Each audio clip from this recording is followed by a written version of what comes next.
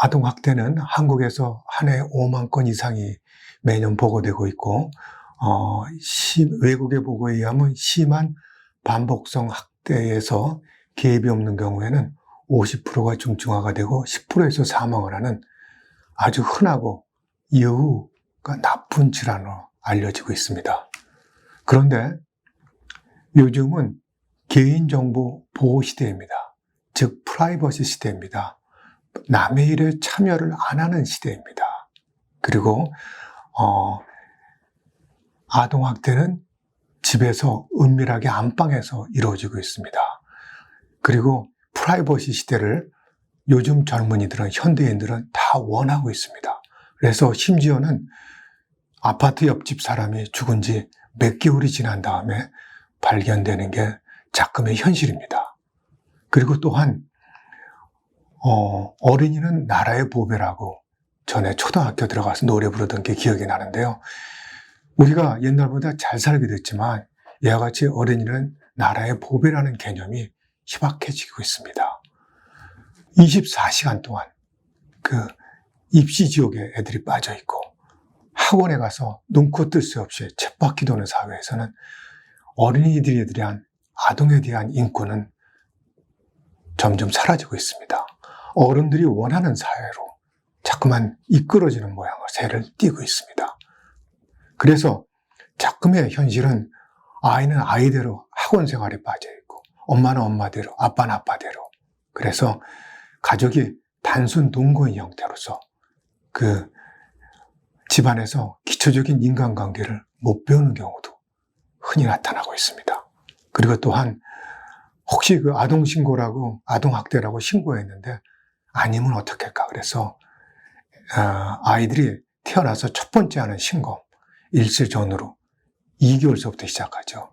소아과나 소아치과에서 신검을 통한 아동학대 신고가 저조한 게 한국의 현실이고, 이와 같은 프라이버시 시대가 아동학대의 증가에 한몫을 하고 있는 것이 현실입니다. 그 아동학대의 대책을 보면은 발생의 대책으로서는 사춘기 교육, 10대의 교육, 임신 중의 지도, 육아 지원을 꼭 손꼽을 수가 있고, 또한 조기 발견과 대응, 재발 방지, 아이와 보호자를 지원해서 재발 방지, 이렇게 크게 3개의 카테고리로 나눌 수가 있습니다. 사춘기 카운셀링은 우선은 10대 아이들한테 생명의 소중함, 주체적인 행동과 의사결정을 할 수 있는 능력을 향상시키는 데 목적을 두고 있고, 심신의 건강한 성장을 목적으로 하고 있습니다.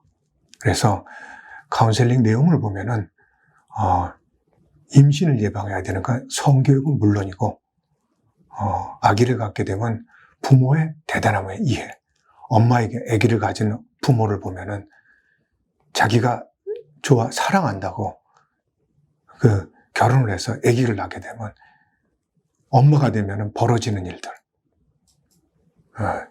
24시간 동안 아기를 돌봐야 되고, 쇼핑도 못 나가고, 친구들도 못 나가고, 아빠의 경우에는 금전적인 수입이 아기에 키우는데 쏟아붓게 되고, 그 회식 자리에도 못 나가게 되고, 회사 일에 피곤해서 귀가하게 되면 아기는 울고 엄마는 피곤해 절어 있고, 이와 같은 아기가 있는 생활에 대해서 이해를 시켜야 됩니다. 또한 알면은 예방할 수 있는 아동학대에 대해서 지식을 전달하는 것도 10대에서 중요합니다. 대표적인 게 흔들리는 아이 증후군, 아기를 흔들었을 때 머리가 망가지는, 지난 시간에 말씀드렸었죠. 흔들리는 아이 증후군. 또한 사람이 태어나서, 아기가 태어나서 첫 2년 동안에 엄마랑 아기랑 가정을 이루면서 자기가 귀중한 아기라고, 소중한 아기라고 자기의 자존심을 세우는 애착 형성이 시작하는 시기라는 것을 학생들한테 가르쳐줘야 되고, 임신 후에는 산후 우울증이라는 게 있다는 것도 가르쳐줘야 되고, 아이들의 경우에는 오후 9시부터 아침 7시까지 10시간 동안 숙면을 해야 된다는, 아기의 수면의 패턴에 대해서도 가르쳐 줘야지만 학대를 예방할 수 있는 지식을 알 수 있게 됩니다. 또한 아이와 가족을 우선 생각하는 행동을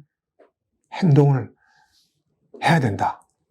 이와 같은 생각과 행동을 하고 나서 부모가 돼야 된다.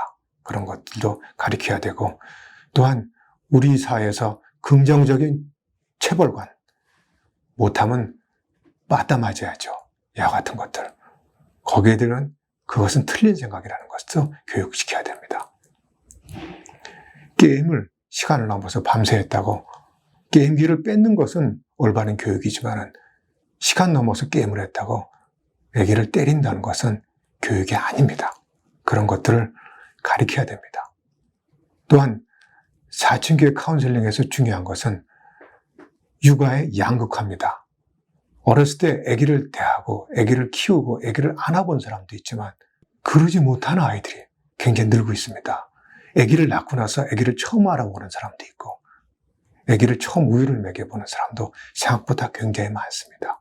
그와 같은 것을 경험하지 못한 사람들에게는 육아는 본능이 아니기 때문에 학습을 통해서 이루어진다는 걸 가르쳐줘서 아기를 안고 먹이는 것도 가르쳐야 됩니다.